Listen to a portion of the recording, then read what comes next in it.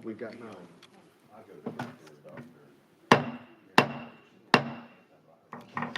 Ladies and gentlemen, the House Government Operations Committee for Monday, February 7th is called to order.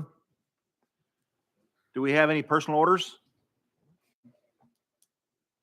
Seeing none.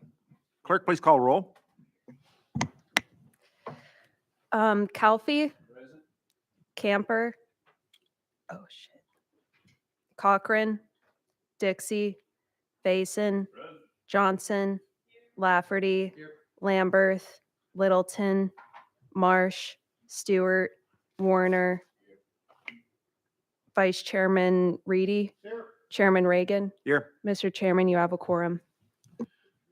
Thank you, Madam Clerk. Before we get into our calendar, we have some administrative announcements. Item number 6 on the regular calendar, House Bill 1748, is being rolled 1 week. Members, we have a consent calendar for consideration. Everyone should have received a copy of this earlier, and no one indicated they had any bills to bump off. Is there anyone now who wishes to exercise the privilege of bumping a bill off our consent calendar? Seeing none, the chair is going to call for a vote on the consent calendar. All in favor of passing the consent calendar indicate by saying aye. Aye. All opposed indicate nay. Consent calendar passes.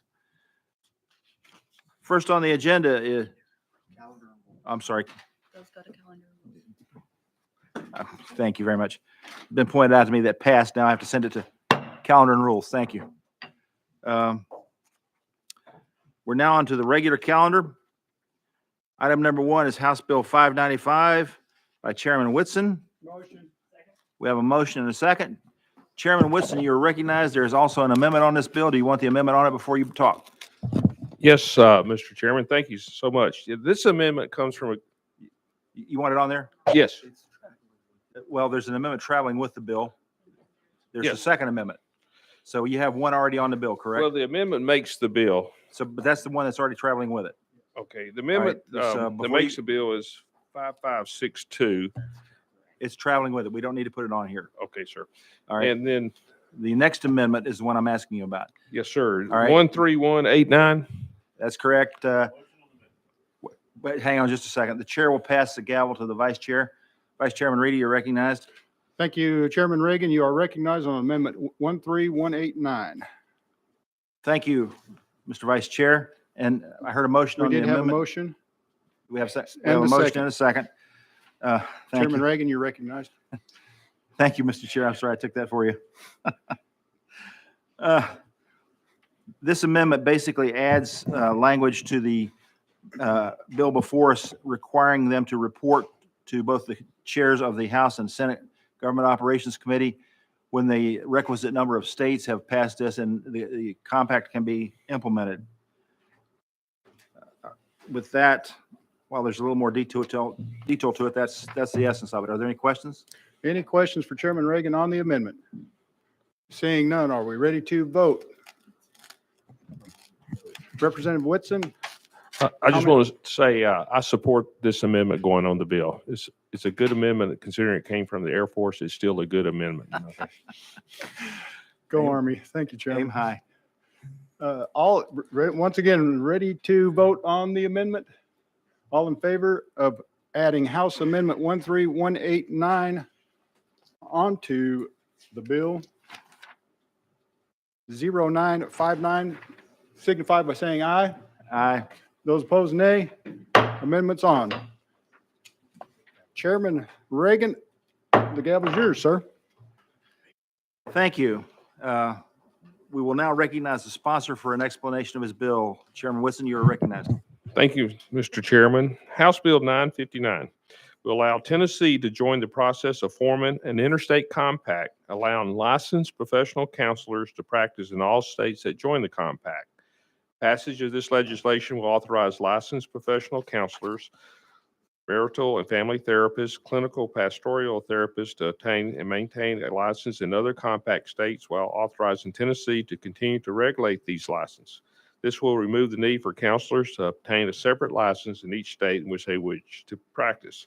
This compact is constitutionally authorized, legally binding, document between states. This compact is the same form as the other compacts we currently operate here in Tennessee. The Nurse Licensure Compact, the EMS Compact, the Physical Therapy Compact, and the Interstate Medical Licensure Compact. This compact is not currently in effect. It will take 10 states to pass and enact the process of forming the compact for this to go into effect. Georgia and Maryland have already passed this measure. 18 other states, including every state around Tennessee, is currently in the process of working on this compact legislation. The state will be represented by the executive director of the Licensing Board of Professional Counselors on the compact states board. Why should Tennessee join this compact? A few benefits include increasing licensing job opportunities for professional mental health counselors, supporting military spouses, relocation, and enhanced mobility for licensed counselors. All especially important to our state, which is currently short mental health counselors. What this compact doesn't do, there's no significant fiscal impact on our state or licensing board. The compact enhances the authority of the state to protect the public and properly regulate the profession and leaves our state's specific licensure requirements in place. This compact will not override any state regulation code or law. Finally, the Office of the Assistant Secretary of Defense has designated compacts such as this one the top 10 personnel and readiness issue because it will help military spouses retain employment opportunities during the service members' reassignment to the different states.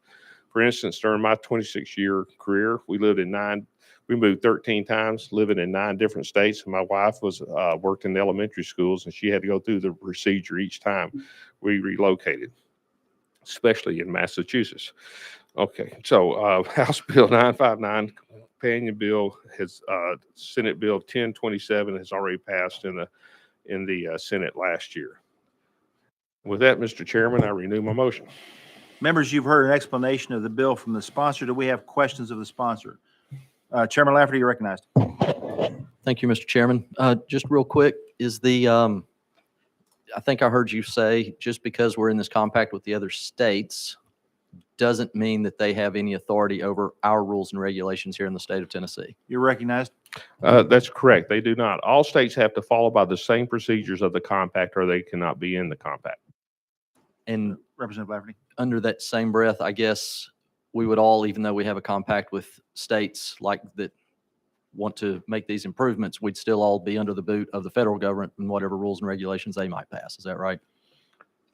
Well, yes, I mean, all states fall under if there are rules and regulations of the federal government, but that goes beyond what I have here in Okay. this compact. This is a compact between states, not between us and the federal government. Thank you. Chairman Calfee, you're recognized. Thank you, Mr. Chairman. Mr. Sponsor, do you think this bill is more important now because we have so many people moving from California and New England? Well, You're recognized, Mr. sir. Chairman, they all move into my district, I think. No, I don't think California is currently a member of this compact. We have other questions of our bill sponsor. The question has been called on the bill. We are voting on sending House Bill 959 to Finance, Ways and Means. All in favor indicate by saying aye. All opposed, nay. Bill moves out to Finance, Ways and Means. Thank you, Mr. Sponsor. Thank you, Mr. Chairman, and thank you, committee. Ladies and gentlemen, the remainder of this calendar are my bills. So I will now pass the gavel to Vice Chair Reedy. Thank you, Mr. Chairman. Next on our calendar is House Bill 1789. Chairman Reagan, you are recognized on House Bill 1789. Thank you, Mr. Vice Chair. This bill extends the Department of Revenue to 2027. I move that we go into recess to hear from the department. At this time, we'll hear from the Department of Revenue. If you will, check your microphone for the red light. Introduce yourselves for the record, please.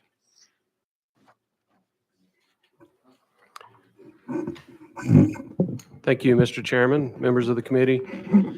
I'm David Giorgano. I'm the Commissioner of the Department of Revenue. To my immediate left is Christine Lapps, our Deputy Commissioner, and to my far left is Amanda McGraw, our Chief Financial Officer. And Mr. Chairman, the department, just briefly, the department has really two main functions: to collect state and local revenue and to title and register motor vehicles. 4 years ago, in our audit report, we had 5 findings. In the most recent audit report, all of those findings have been cleared and there were no additional findings. For brevity's sake, I'd be happy to answer any questions or go further if you like, Mr. Chairman. Thank you, Commissioner. Any questions from the committee members? Seeing none. Thank you for being with us here today. Thank you. Go back into session. Any other questions or comments on the bill? Need a motion. Oh, yes, we do. We've got a motion on the bill Second. and a second. Any questions for Chairman Reagan on the bill? Seeing none. All in favor of sending House Bill 1789 to calendar and rules, state by saying aye. Aye. Those opposed, nay. Bill moves out to calendar and rules. Next on the calendar is House Bill 1790 from the Department of Tourist Development. Chairman Reagan, you are recognized on House Bill 1790. Thank you, Mr. Vice Chair. This bill extends the Got a Department of motion? And a second. Chairman, please Thank- continue. This bill extends the Department of Tourist Development to 2026. I move that we go into recess to hear from the department. And at this time, we'll go out of go into recess to hear from, look at my list, Department of Tourism. Oh, Commissioner, good to see you, sir. Yes, sir. Yes, sir. Thank Please- you. please continue. Vice Chair Reedy, Chairman Reagan, and members of the House Government Operations Committee. As you know, tourism is our second leading industry, representing for Tennessee travel revenues of over $24 billion. More importantly, hopefully for this group, is the $2 billion in state and local tax revenue that we are responsible for trying to drive and inspire visitation to our state. As you know, we were having record years through 2019, and then COVID hit. We lost about $303 million in leisure and hospitality for the department. That's state tax revenues were down in 2020, about $300 million. So we've worked very hard to work with our industry in battling back through that. We have a terrific industry across our state, a lot of great tourism assets, and we were able to partner with them. We don't have our final results from revenue, but I think you'll be very pleased to see that comeback be complete. And those are the things that we are challenged to do, whether it's working in outdoor recreation or music, all the different ways that we get to serve our industry and drive not only their business revenue, create jobs, and most of our jobs have come back because of the pandemic, since the pandemic. And then we're excited to say that tax revenues have come back. So I can give more of an update pending your decision, or I can just ask and answer any questions. Thank you, Thank you. sir, for that information. Any questions from membership? Chairman Lafferty? Thank you for that, Mr. Chairman. This is not necessarily related to sunset hearings, but I was curious about the roadside rest areas that we have across the state. I imagine those were created long before we had a pilot rest stop and a Weigel's and pick a gas station company, right? And the moms and pops. Has there ever been any conversation in the department about maybe winding those down and privatizing those again? Well, our department works with Department of Transportation to help manage the welcome centers, not the rest areas. So there are 16 welcome centers, and then there are a number of rest areas. Difference in the welcome centers and the rest areas are we get to promote tourism. And in fact, our traffic counters just showed us October, November, and December is the biggest quarter in travel that we've experienced since the 10 years we've been measuring traffic. So we had 14 million visitors come to those welcome centers. So we use that group to talk to them about tourism opportunities. The Department of Transportation is really the one that manages those welcome centers. We just run that part for them. Okay, all right, thank you. Chairman Lafferty? Thank you. Any further questions? Representative Dixie, please. Just a quick question. I was looking at this, and you said, the past 3 years, we've probably lost, the last 2 years, we've probably lost a little revenue due to some of the public health issues that we have here. So going forward in this year and next year, do you feel like we're regaining some of that momentum that we had in 2019 as far as revenue? You're going to see that 2021 was a complete bounce back year for the state of Tennessee. What you'll see being from Nashville is Nashville still waiting on that international traveler and some of their business convention, but so many of our outdoor areas and our rural communities really stepped up to meet the needs of those leisure travelers. So the state had a terrific performance, and we believe there's still potential for those big cities to capture once those travelers can come back internationally. Thank you, Commissioner. Yes, sir. Thank you, Any further Representative. questions, comments? Seeing none. Commissioner, thank you for being with us here today. Thank you. Thank y'all for your support. Back into session, Chairman Reagan, recognizing House Bill 1789. I'm Thank- sorry, 1790. Thank you, Mr. Vice Chair. Pending any questions from members, I move passage of House Bill 1790.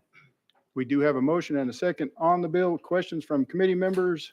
Seeing none, are we ready? The question's been called on the bill. All in favor of moving House Bill 1790 to calendar and rules, state by saying aye. In opposition, no. Bill moves out to calendar and rules. Next on our calendar, item number 4, House Bill 1791, the Department of Veteran Services. Chairman Reagan, you're recognized on the bill. Thank you, Mr. Vice Chair. This bill extends the Department of Veteran Services to 2027, and I move that we go into recess to hear from the department. We've got a motion on the bill. And a second. This time we'll move to recess and hear from the I've got tourist development. I'm sorry. We'll be hearing from Veteran Services. Thank you. Thank you. Chairman Reagan, Vice Chairman Reedy, and committee members. I'm Travis Murphy, Assistant Commissioner with the Tennessee Department of Veteran Services, and I'm joined by our General Counsel, Catherine Held. And on behalf of Commissioner Tommy Baker, thank you for the opportunity to be here today. Very briefly, the department's mission is to serve veterans of all eras through passionate advocacy, informative outreach, and provide an honorable final resting place. Our vision is to make Tennessee the national leader in serving veterans, their families, and dependents. And we have the honor of serving the more than 456,000 veterans that call Tennessee home. We have 2 primary statutory missions. The first is to provide benefits, advocacy, and assistance. And we do that through a network of 12 field offices across the state and partner and train county veteran service officers. The second part of our mission is to operate and maintain pristine final resting places at Tennessee's state veteran cemeteries. There are 5 of those across the state, with 2 in Knoxville, 1 in Middle Tennessee, and 2 in West Tennessee. I'd be happy to address any questions that the committee may have. Thank you. God, thank you for that information. Any questions for the gentleman? Seeing none, thank you for being with us here today. This time we'll go back into session. Chairman Reagan, you're recognized on the bill, sir.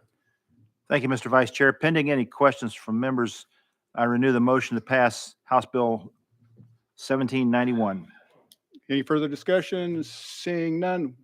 All those in favor of moving House Bill 1791 to calendar and rules, state by saying aye. Those opposed, same sign.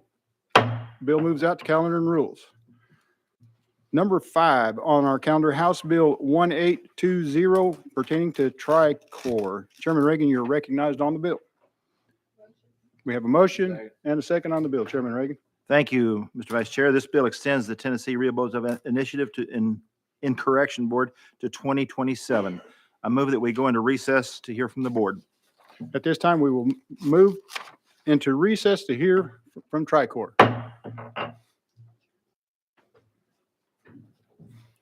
Please check your microphone and state your name for the record, sir. My name is David Hart. Check your mic. Check your microphone again.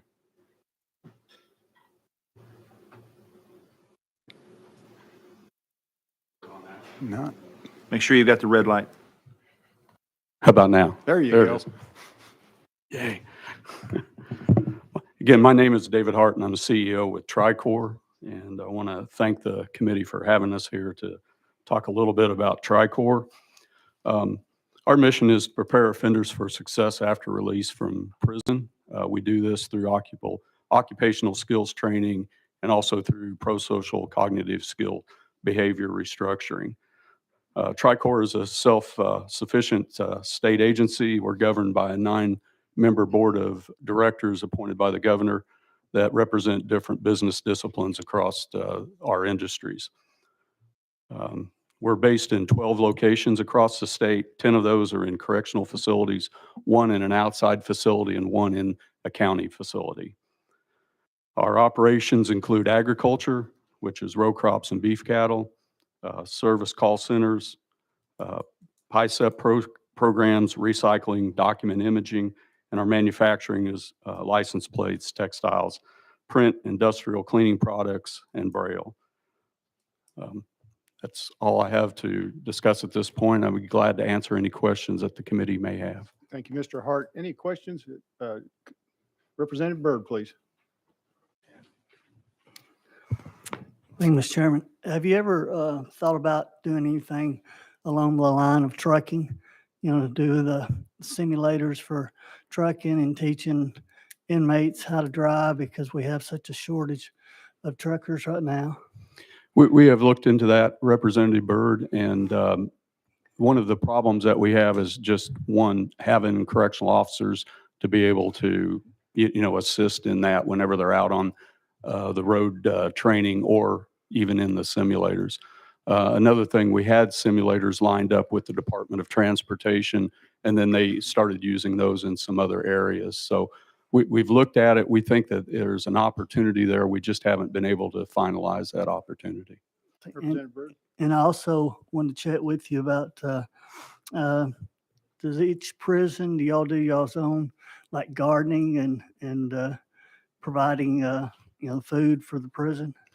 We're not involved in any of the gardening. TDOC manages that on their own. The only thing that we do is just manage a couple of the farms, Bledsoe County and West Tennessee, where we have agricultural operations. Do you do canning or anything like that? No, sir, we don't. Okay, all right, thank you. Representative Calfee. Thank you, sir. The things you said that y'all train on, I didn't hear you mention HVAC or welding or electrical work. Why is that? There's a big demand for all those right now. We do have a building trades program in Mark Luttrell in Memphis. And in that, we do framing, roofing, HVAC. We don't do welding at this particular time. We have in the past, but not right now. And there's plumbing and electrical also with that. And they are a national certification that the men in this program earn. Now, y'all are not located at Morgan County Correctional, are you? Yes, we are. Oh, you are? Yes, sir. Now, who runs the welding shop up there? My working career, I spent a lot of time in welding shops, and that's one of the neatest welding shop I've seen. I would have to say it's the Department of Correction because we do not have a metal program anywhere. Okay. Thank you, sir. Thank you. Yes, sir. Representative Dixie. Thank you, Chairman. I had a quick question about the the apprentices or the jobs they have, like the welding and those type of careers. How does that translate to once they get out into the free world? How does that translate? Are they successful in finding jobs, or do you find that them having felonies prevents them from getting gainful employment once they leave prison? Representative Dixie, I think over the last 5 years, the job market has really flipped. Used to, if you had a felony on your record, it was very difficult at times to find employment for a lot of men and women, depending upon the charge. In today's market, not so much. If they have the skill sets and they have the right attitude, the men and women that are in our programs anyway are very successful in gaining employment and also being promoted once they are in those positions. So, Representative Dixie. Yeah, one of my really good friends, he in that same sense, he's a welder. He had a couple let's say he had a couple issues. But his issue was it wasn't finding a job. It was just because he had a felony. He couldn't find he couldn't find housing. So I think that the program works, and it does. We just have to do some things to kind of help them along to get re-enter society and help them stay law-abiding citizens. But thank you for what you do. Thank you. Thank you. Mr. Hart, I'll just take the ability to make one comment. And one comment, of course, we've spoke over the last few years that Tennessee was ready for a new license plate, and we have them out there, and I appreciate the new design. Me being a cattle farmer, I've got to ask about the cattle farm and how well it's doing at this time. We are building our herd. Our target is around 450 to 500 cows on the farm. We're at 350 right now, so, we're marching towards that target. We're still losing a little bit of money in it, but compared to what we were doing in the dairy farm, we are so much better off. And we're still getting the same results from the men that are in that program once they're released. They have good job opportunities, they've got great work ethic, and they're getting employed, and they're not coming back. That's great to hear. Any further comments, questions from the members? Seeing none, Mr. Hart, thank you for being with us today. Thank you. We're back in session. Any further discussion on the bill? Seeing none, are we ready to vote? All in favor of House Bill 1820 going to calendar and rules, state by saying aye. Aye. Any opposition? No. Bill moves out. Chairman Reagan, the gavel is going back to you.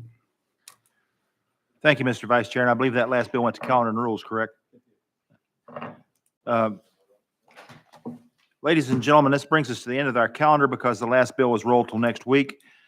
Just as a bit of administrative information here, you will be receiving from our administrative research assistant here, audits and questionnaires that were administered that have been before the joint committee before they get to us. But for those of you that are not on the joint committee, you will be receiving those electronically in the future. Also, unless members of this committee have questions in the future, unless we have an agency before us that has experienced problems, we will probably not have as many come before us to answer your questions. If you wish to change that or have a particular one come before us, please let our research assistant know by Thursday of the week prior. Any questions on that? All right, seeing none, before I ask for a motion to adjourn, I do want to point out this is a House committee. We will have regular bills before us as we've had today. And the bill that was rolled this week will probably be on the calendar next week. Representative Stewart, you're recognized. It just took me a minute, Mr. Chairman, to just think about what you just said. Could you tell me about what witnesses would previously be coming before us who might not now, and what we have to do? I just want to make sure I understand what that new statement that you just made applies to. The entities that are before us for sunset renewals, review/renewals, if they have not had any difficulties in the past, as in poor audit reports or bad questionnaires, and or have had some sort of issue that has caused some of us to have questions about them, I don't plan on scheduling them to appear before us. If you, on the other hand, or any of the other committee members see one of these entities and you want them to appear before us to answer questions, feel free to let us know, and we'll make sure that happens. Bear in mind, about half of this committee sits on the joint committee and has already heard the audit reports and the questionnaires presented once before. So this would be for the half that has not. If there's any of that group that wants to hear them again, I have no problems with scheduling them. Okay, thank you. Do we have any other questions? We have a motion to adjourn. Any objections? We are adjourned.